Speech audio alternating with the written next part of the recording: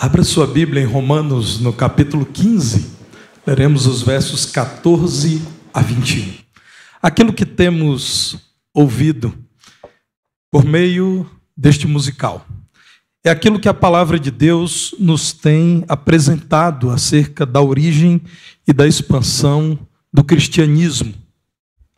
Confira em sua Bíblia o que nos diz, Romanos 15, a partir do verso 14. Deus usa o apóstolo Paulo para dizer assim: E certo estou, meus irmãos, sim, eu mesmo, a vosso respeito, de que estáis possuídos de bondade, cheios de todo conhecimento, aptos para vos admoestardes uns aos outros. Entretanto, vos escrevi em parte mais ousadamente, como para vos trazer isto de novo à memória, por causa da graça que me foi outorgada por Deus, para que eu seja ministro de Cristo Jesus entre os gentios, no sagrado encargo de anunciar o evangelho de Deus, de modo que a oferta deles seja aceitável, uma vez santificada pelo Espírito Santo. Tenho, pois, motivo de gloriar-me em Cristo Jesus nas coisas concernentes a Deus, porque não ousarei discorrer sobre coisa alguma, senão sobre aquelas que Cristo fez por meu intermédio, para conduzir os gentios à obediência, por palavra e por obras, por força de sinais e prodígios, pelo poder do Espírito Santo, de maneira que desde Jerusalém, circunvizinhanças até o Ilírico, tenho divulgado o evangelho de Cristo, esforçando-me deste modo, por pregar o evangelho, não onde Cristo já fora anunciado, para não edificar sobre fundamento alheio. Antes, como está escrito, hão de vê-lo aqueles que não tiveram notícia dele, e compreendê-lo os que nada tinham ouvido a seu respeito. Paulo, meus irmãos, escreve aos crentes de Roma para falar daquilo que tocava o seu coração, o compromisso de pregar o evangelho a toda criatura. Esta igreja não foi fundada por Paulo, por isso ele, ao falar a esses irmãos, justifica: irmãos, eu não estou escrevendo esta carta como quem despreza tudo que já foi feito em Roma. Eu não quero de modo algum considerar que só teria valor o trabalho do reino de Deus em Roma se eu tivesse passado por aí. Eu reconheço as muitas virtudes de vocês.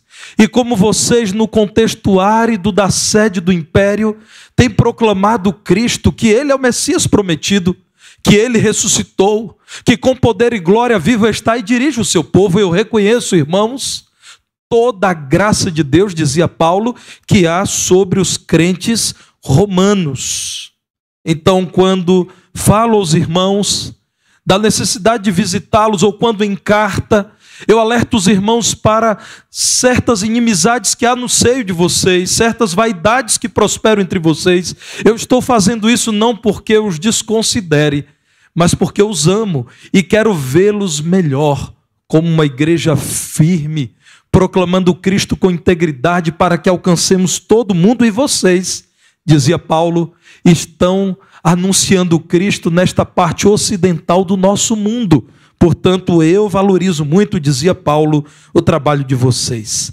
É assim que no verso 14 ele diz: eu sei, meus irmãos, que estáis possuídos de bondade, cheios de todo conhecimento. Vocês têm pessoas capazes e dirigidas por Deus entre vocês para demonstrarem umas às outras, para que vivam como o Senhor espera e para que proclamem o evangelho. Entretanto, no verso 15 diz Paulo: eu tenho escrito a vocês para compartilhar a graça de Deus que há sobre nós e aquilo que eu tenho vivenciado. Então Paulo passa a dizer: olha, em meio às perseguições, em viagens difíceis, enfrentando dificuldades financeiras, Deus tem me dado a graça de alcançar os gentios, os não-judeus. Deus tem me permitido ver, pelo poder dele, vidas que renascem, pessoas que reencontram-se com Deus. É esse Paulo, irmãos, que em 2 Coríntios 11, a partir do verso 24, relata o seguinte: 5 vezes recebi dos judeus uma quarentena de açoites menos um. Fui 3 vezes fustigado com varas, uma vez apedrejado, em naufrágio 3 vezes. Uma noite e um dia passei na voragem do mar, em jornadas muitas vezes, em perigos de rios, em perigos de salteadores, em perigos entre patrícios, em perigos entre gentios, em perigos na cidade, em perigos no deserto, em perigos no mar, em perigos entre falsos irmãos, em trabalhos e fadigas, em vigílias muitas vezes, em fome e sede, em jejuns muitas vezes, em frio e nudez. Além das coisas exteriores, há o que pesa sobre mim diariamente, a preocupação com todas as igrejas. Paulo está dizendo, tudo isso eu tenho enfrentado porque amo o Senhor. E mesmo que eu tenha que perder a minha vida, se eu puder cumprir a minha carreira e o ministério que recebi do Senhor Jesus, que é dar testemunho do Evangelho da graça de Deus, eu seguirei pregando o Evangelho, porque esta mensagem é desesperadamente a urgente mensagem, a necessária mensagem, a insubstituível mensagem que a humanidade precisa conhecer. Paulo escreve aos Romanos para dizer, irmãos, eu não sou o opositor de vocês. Eu quero vê-los como uma igreja melhor. E eu me disponho a auxiliá-los porque eu tenho entendido que Deus me tem dado o privilégio de pregar o evangelho aos não-judeus e glorificar o nome dele enquanto digo a todos os não-judeus quem é Jesus, porque Ele é o Filho de Deus, porque Ele é Deus que se fez carne e habitou entre nós, porque todos devem atender ao chamado dEle, e arrependidos dos seus pecados devem crer nele como seu Salvador. Meus irmãos, este é o convite da palavra de Deus para nós, crentes do século 21. Devemos proclamar o Evangelho até os extremos da terra, até os lugares mais remotos e distantes para nós, até os confins da terra, essencialmente porque o nosso Deus, a quem amamos e servimos, é glorificado quando nós nos colocamos diante dele para pregar o Evangelho. Nós precisamos viver como Paulo e agir por graça, dando testemunho da graça de Deus em nosso viver.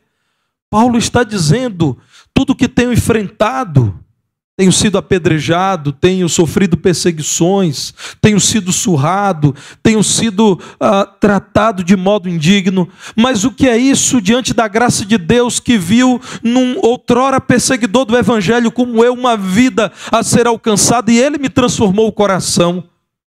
Paulo reconhece que podia glorificar a Deus, dizendo às pessoas de quem Ele era e aquilo que ele encontrou ao conhecer Jesus Cristo como seu Salvador. Paulo pensa na cruz de Jesus, e ao pensar no Deus eterno, sem pecado ou mácula, naquele que entre nós viveu e nunca pecou, e ainda assim aceitou a cruz, Paulo pensou, por que eu não? Porque não eu aceitarei também a minha cruz, se o Senhor, santo como é, tanto me amou que em meu lugar morreu na cruz. Meus irmãos, em uma determinada área de extração de ouro, havia muita gente trabalhando e não era fácil saber quem encontrou ouro, porque o ouro se encontra muitas vezes em pequeninas pedras, pepitas, gramas.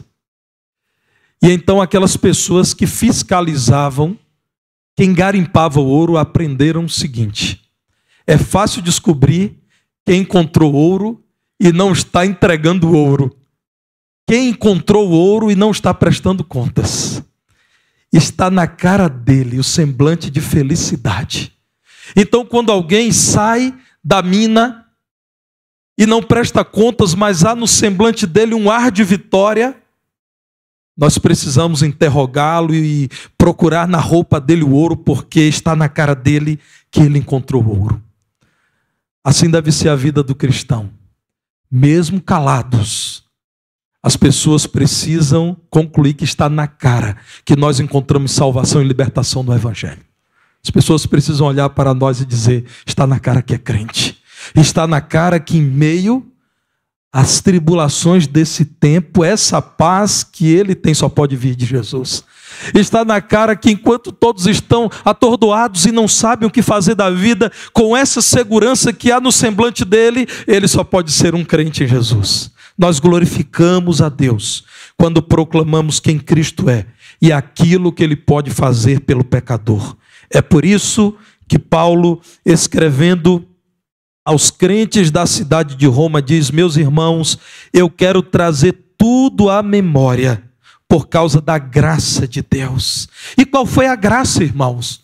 O privilégio de proclamar o Evangelho até os confins da terra. Sim, Deus poderia fazer tudo sozinho, e Paulo sabia disso. Deus é Deus, Ele tudo pode.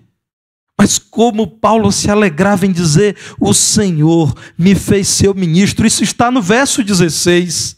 O Senhor me tem dado um santo encargo, uma tarefa sagrada de anunciar o Evangelho aos gentios, para que eles sejam apresentados como a oferta do meu trabalho. Crendo em Cristo, eles são santificados pelo Espírito Santo e eu os apresento como oferta de todo o meu trabalho. Que honra, que alegria, que glória, que privilégio, que bendita satisfação poder anunciar o Evangelho. E Paulo então diz no verso 17: eu tenho muito pelo que me gloriar. E no verso 18 diz: meus irmãos, não ousarei discorrer, senão sobre tudo que Cristo fez por meu intermédio, para conduzir os não-judeus a obedecerem a Ele mesmo. Eu não falarei daquilo que eu posso fazer. Eu não destacarei o meu trabalho e os resultados de toda a minha ação missionária. Eu quero falar de Cristo. Que brilhe o nome de Jesus em tudo que eu disser. Que as pessoas reconheçam a graça de Deus na mensagem da qual sou apenas portador e que pelo poder de Deus tem transformado vidas. O privilégio que os ministros de Cristo têm em serem identificados com o seu Senhor enquanto cumprem o seu dever, o dever de proclamar o Evangelho até os confins da terra. E Paulo diz: Deus tem dado sinais, permitido que prodígios sejam realizados. Irmãos, não devemos nos esquecer que o maior de todos os milagres é a ressurreição de um homem morto em seus pecados. De todos os grandes sinais que o Senhor já tem realizado na história e no princípio da história da igreja em abundância para credenciar a mensagem, nós ainda não tínhamos a revelação do Senhor escrita, completa em mãos. Então estes que chegavam em nome de Jesus em lugares como Roma, em que nada se sabia sobre Jesus, chegavam com sinais e prodígios e as pessoas perguntavam: em nome de quem se levanta um aleijado? Em nome de quem foi curado um homem que está há muitos anos sobre uma cama? E então os sinais feitos em nome de Jesus credenciavam a mensagem do Evangelho. Paulo diz: o Senhor nos tem dado prodígios e sinais, muitos sinais, de maneira que, saindo de Jerusalém, deixando a Judeia e alcançando até o Ilírico, muitas pessoas têm ouvido o Evangelho que nós temos divulgado. O Ilírico, irmãos, está na Europa, no mar Adriático. Não havendo o mar, daria para ter contato por terra com a Itália. Paulo está dizendo assim: nós saímos do extremo oriente em Jerusalém e seguimos para o extremo do ocidente que conhecemos.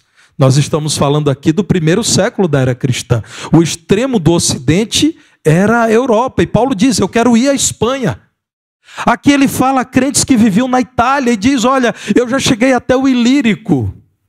Eu já cheguei a essa região tão próxima de vocês, crendo que Deus me tem dado o privilégio de marcar vidas positivamente com a mensagem de Jesus Cristo. Nós devemos pregar Cristo até os extremos da terra, porque todos, absolutamente todos, inclusive no Brasil, precisam ouvir do Evangelho de Jesus. Paulo diz do seu esforço para anunciar Cristo onde ele ainda não havia sido anunciado para não edificar sobre o fundamento alheio. Nós devemos ir, irmãos, por todos os lugares com a mensagem do Evangelho, nas grandes e nas pequenas cidades, no ambiente urbano e nas áreas rurais. Devemos nos utilizar de todos os meios para compartilhamento da mensagem do Evangelho, os nossos relacionamentos, testemunhar de Cristo com a vida, abrir a boca e explicar a obra de Jesus. Devemos falar de Cristo a quem está por perto. Devemos utilizar a literatura, sim, compartilhar boa literatura que apresente a graça de Deus no Evangelho, a coerência da vida cristã. Devemos nos valer da internet, sim, priorizando alcançar lugares e pessoas que ainda não ouviram falar de Cristo. Muitas agências missionárias têm descrito que há no mundo inteiro 17 mil povos que podem ser classificados como povos não alcançados com a mensagem do Evangelho. Aqui e acolá há uma discussão sobre esse número, mas a média é essa. E o que é um povo não alcançado? Há um consenso entre as agências missionárias evangélicas que um povo não alcançado com o Evangelho é um povo em que menos da população, menos de 2% da população, se declara cristã evangélica, menos de 2%. Portanto, é uma população evangélica tão diminuta que ela não tem capacidade de sozinha alcançar o seu povo. Depende do auxílio missionário de outros povos. Desses muitos povos considerados não alcançados, podemos dizer que aproximadamente se encontram 3 bilhões e 200 milhões de pessoas. O Brasil reúne quase 220 milhões de habitantes. E o Brasil é um dos grandes países do mundo. A nossa densidade demográfica é impressionante. Mas observe, eu estou falando de 3 bilhões e 200 milhões. Um Brasil e mais 3 bilhões de pessoas que estão entre aqueles chamados não alcançados. Lugares difíceis, comunidades muito fechadas, algumas delas com 100, 200, 300 pessoas. Regimes políticos que não admitem a chegada de missionários cristãos. Lugares em que se declarar como cristão é assinar um termo de morte iminente. Mas isso não está tão distante de nós.